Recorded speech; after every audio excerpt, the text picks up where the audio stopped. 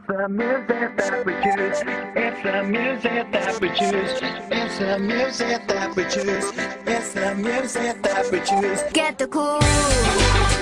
Get the cool to shine.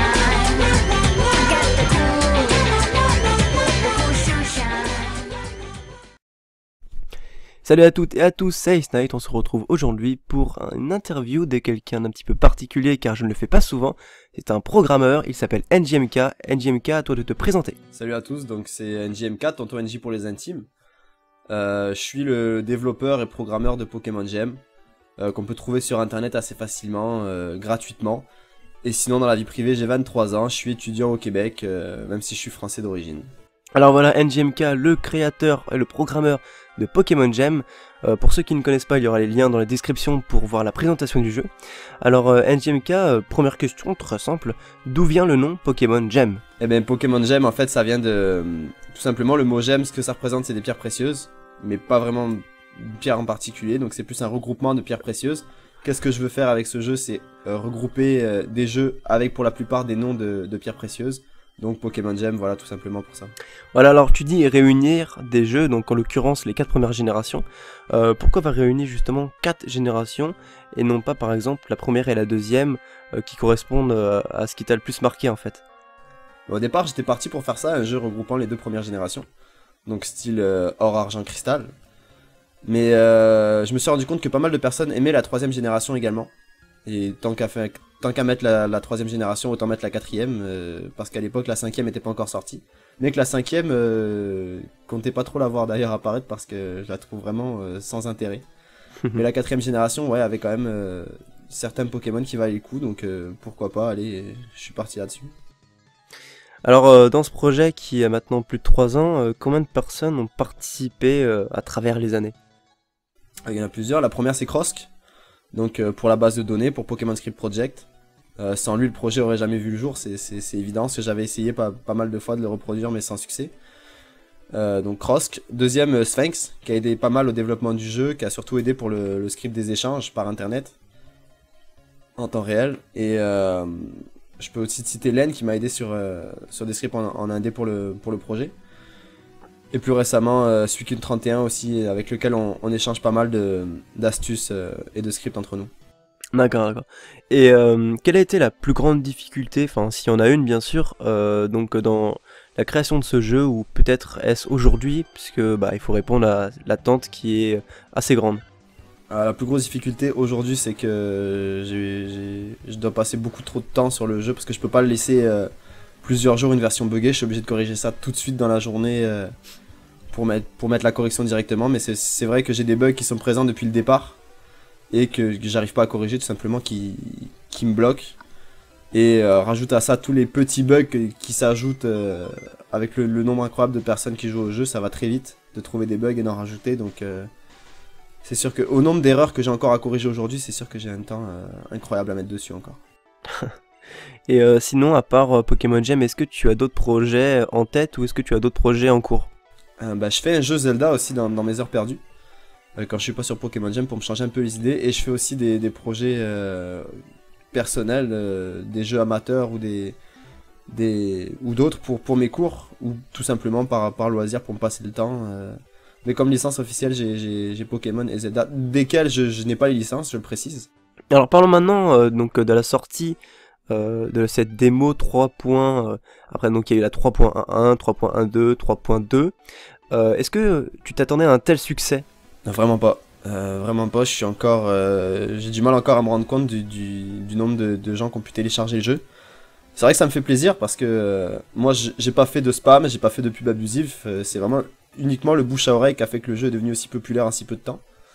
Et aujourd'hui j'en suis très fier, même si ça fait un peu peur quand tu vois le nombre de spam que je peux avoir sur internet là-dessus, ou sur le forum, ou même dans mes messages, c'est incroyable. Mais je suis vraiment fier de la popularité qu'a atteint le jeu aujourd'hui par rapport au travail que j'ai fait. Je suis vraiment satisfait que le travail que j'ai pu effectuer là-dessus soit récompensé. Ouais. Mais c'est pas trop dur maintenant de gérer autant de messages à la fois, car j'étais habitué pendant un certain bout de temps à avoir une petite communauté, pas très active forcément, et d'un coup passer à une communauté qui te bombarde de messages pour des fois un tout petit bug insignifiant et d'autres pour des messages plus importants.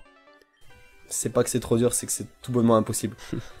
J'essaie de lire tous les messages que je reçois, mais c'est impossible. J'en reçois beaucoup trop par jour. Donc ce que je fais, c'est que j'essaie de lire les messages déjà qui ont un titre qui marque, pas un titre du style bonjour ou kikou, genre. Ça, c'est même pas la peine, je les lis pas. Et une fois que je suis dans le message, c'est sûr que si je vois que c'est des bugs, m'envoyez pas vos bugs par message, ça sert à rien. Je vais lire le message et je vais l'oublier tout de suite après en sortant du message.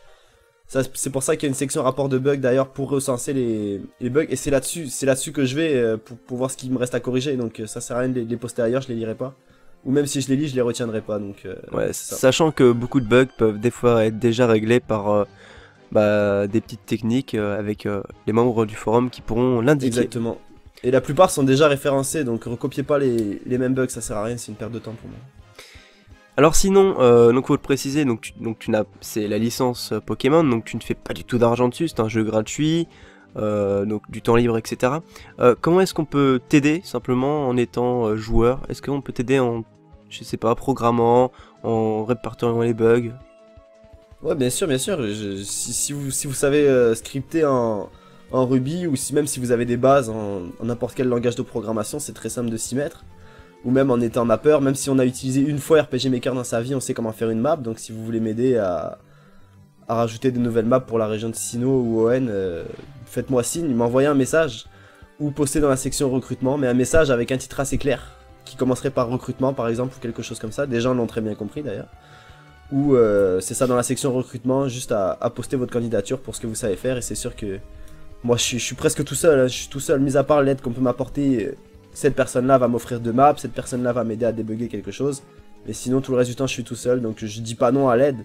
Par contre, c'est ça, c'est un projet gratuit, je le distribue gratuitement, tout mon travail est pas rémunéré, donc vous attendez pas à être payé si vous m'aidez par exemple. Alors sinon, avec la version qui est disponible, quand on y regarde un petit peu de plus près, on voit qu'il y a les échanges en ligne, en direct, il y a le jumelage entre 2 personnes pour pouvoir avancer et aider l'autre un petit peu. Il y a aussi l'existence de 2 versions, donc une petite incitation aux échanges. Donc tout ça fait penser à une expérience vraiment online du jeu. Est-ce que les combats en ligne sont-ils prévus? Ils sont prévus, ouais, ils sont au programme. Par contre, c'est vrai que depuis la sortie des échanges directement par internet en temps réel, ça, c'est sûr que les joueurs pensent à ça, au combat en ligne, mais c'est pas pour tout de suite malheureusement. On y pense, on se penche dessus, par contre c'est vachement difficile à adapter. Mais c'est sûr que ça va être disponible un jour, mais pas tout de suite. Il nous faut du temps, on a d'autres choses plus importantes à débugger en ce moment. Donc c'est prévu, mais c'est pas pour tout de suite malheureusement. Sachant qu'on peut déjà faire des combats contre un ami, mais sans que ce soit lui. Exactement, on peut enregistrer notre équipe et la transférer à notre ami par un code. L'équipe est encryptée et dans sa partie, notre ami pourra jouer contre un dresseur avec une intelligence artificielle qui contrôle notre équipe exactement. Alors concernant la trame principale du jeu, on arrive aujourd'hui dans la démo à facilement plus de 20 heures de jeu pour arriver à quelque chose de convenable. Dans la version finale, est-ce que tu as une estimation de la durée de jeu qui pourrait être atteinte? Ça dépend vraiment des joueurs. Il y a des joueurs qui vont finir ça très rapidement en s'en foutant complètement des quêtes annexes. Et t'en as qui vont plus se pencher sur la capture ou les quêtes annexes et qui vont mettre un peu plus de temps à finir la quête principale. C'est ça dépend de ta façon de jouer, mais je te dirais que pour la version finale, ce qui reste du scénario par rapport à ce qui est mis dans la démo, c'est plus que le double. La moitié du scénario est... Même pas la moitié du scénario est complète dans la démo que vous avez, donc vous avez encore des belles heures de jeu devant vous. On peut s'attendre à encore de nombreux rebondissements. Ah, exactement, ouais. Alors sinon, quand on est un petit peu sur internet, on lit les avis, les commentaires, on remarque quelques commentaires qui disent que le jeu est trop dur. Donc par exemple l'XP qui tombe à 0 lors d'un KO, le centre Pokémon qui est payant, les maîtres d'arène qui sont trop forts. Pourquoi un tel choix d'avoir mis plus de difficultés? Je dirais pas que j'ai mis plus de difficultés, je dirais que j'ai enlevé la facilité qu'on avait dans les jeux d'origine. Le fait de faire tomber l'expérience à 0, bah, c'est justement une difficulté supplémentaire par rapport à ceux qui jouent au vrai jeu, mais en vérité ça devrait être logique. Si ton Pokémon meurt, pourquoi il tombe KO par exemple? Pardon, ouais. Il tombe KO. Est-ce que c'est normal qu'il garde sa barre d'expérience? Donc dans ce cas-là, envoie-le au combat. fais-le tenter de battre des Pokémon d'un plus haut niveau, il va gagner de l'expérience, à chaque fois il va mourir, c'est pas grave. Tu le ressuscites et c'est reparti, on refait des combats, et son expérience va gagner comme ça. Non, nouvelle difficulté. Si tu l'envoies au combat, il y a un risque de mourir et donc de perdre son expérience. Mais tu auras plus de chances de gagner beaucoup plus d'expérience, vu que l'expérience est multipliée quand le niveau du Pokémon adverse est plus élevé que le tien. Autre exemple, dans les dernières versions Pokémon officielles, tu peux utiliser une CT à l'infini. Donc dès que tu obtiens une attaque, tu peux la prendre à l'infini à tous tes Pokémon. On perd l'aspect stratégique qu'on avait avant où il fallait faire un choix. C'est ça, c'est de la facilité qu'ils ont rajouté, et moi justement j'enlève cette facilité, c'est tout. Je pense pas avoir ajouté de la difficulté dans le jeu. Au contraire, la seule chose c'est si tu veux vraiment avoir quelque chose de bien dans le jeu, faut que tu le mérites. Les champions d'arène c'est pas nécessaire, donc pourquoi il serait facile? Non, si tu veux tes badges, il faut que tu les mérites, que tu te forces un peu. Sachant qu'au final les gens accrochent à ce style, sinon bon il n'y aura pas un tel succès. Les gens adhèrent à cette difficulté qui est ajoutée, et on remarque que les gens disent écoute, si t'arrives pas à le faire le mettre au Pokémon, tu reviendras plus tard. C'est justement parce que je pense que je m'adresse à un public qui a vécu le jeu vidéo dans la même période que moi. C'est-à-dire, je m'adresse pas forcément à un public de 10-15 ans, même si ils peuvent y jouer sans problème, mais je pense qu'ils vont le trouver dur par rapport aux jeux vidéo qu'ils ont connus à leur âge. Moi, je m'adresse plus à un public de joueurs qui a entre 18 et 25 ans, qui a connu les jeux dans les années 90, l'époque Super Nintendo, PlayStation, où c'était ça, les jeux étaient vraiment plus durs, moins facilités qu'aujourd'hui. Et c'est ça, et je pense que moi, je prends mon plaisir avec des jeux comme ça, et des jeux trop faciles, et je m'en relasse au bout de 2 heures, voilà. Voilà, donc revenir un petit peu aux origines de Pokémon, mais en plus en ajoutant sa touche personnelle en fait. Exactement. Enfin pour finir, y a-t-il une date, une approximation pour l'arrivée d'une nouvelle partie de la map ou du scénario? ON va être disponible dans la prochaine version 4.0, qui est pas tout de suite, qui est pas pour tout de suite, mais les maps sont presque terminées sur ON, donc presque tout est terminé là-bas. Il me reste encore des trucs à faire, mais le plus gros est terminé. Mais ce sera pas disponible tout de suite malheureusement parce que j'ai d'autres trucs à faire plus importants que rajouter une nouvelle région, c'est sûr. Mais ouais, ça sera disponible dans la version 4.0, ça devrait être fin 2012, début 2013 pour la prochaine version 4.0. Ouais. Ce qui serait intéressant, c'est que entre temps, que le multi-exp soit débugué pour qu'on puisse faire une vraie équipe et pourquoi pas faire des combats de dresseurs avec des tournois, parce que voilà, s'il y a une bonne communauté derrière, il peut y avoir des tournois qui se créent. Exactement. Mais j'ai envie de préciser aussi pour tous les gens qui critiquent le jeu, qui ne le trouvent pas bien ou quoi. J'ai envie de dire, c'est pas un problème, quittez-le. Ce jeu s'adresse pas à tout le monde ou à n'importe qui. Je préfère avoir une centaine de joueurs qui aiment le jeu et qui participent à l'améliorer et qui aiment à ce à quoi ils jouent, que 100 000 joueurs qui n'aiment pas le jeu et qui vont le descendre. Si t'aimes pas le jeu, ça sert à rien de le descendre. Je veux dire, je fais ça gratuitement, je propose ça pour des joueurs qui aiment le jeu. Arrêtez de le casser et juste n'y jouez pas. Je pense que le message est passé. Exactement, un petit coup de gueule. Mais justifié. Donc écoute, bien NJ, je pense qu'on a fait le tour. Je pense aussi. Ouais. J'ai abordé les points que je voulais aborder, je pense que t'as fait passer le message. Donc à mes abonnés, si le jeu vous intéresse, n'hésitez pas à aller jeter un petit coup d'œil, même s'il ne vous intéresse pas, admirez au moins juste le travail qui a été effectué de regroupement de tous ces Pokémon et ces cartes. Moi je vous dis à la prochaine, et NJ, je te laisse le mot de la fin.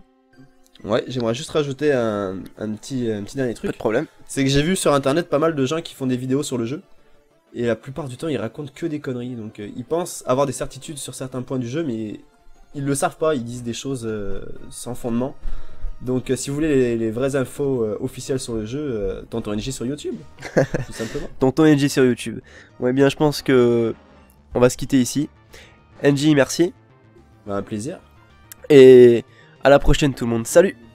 Salut à tous.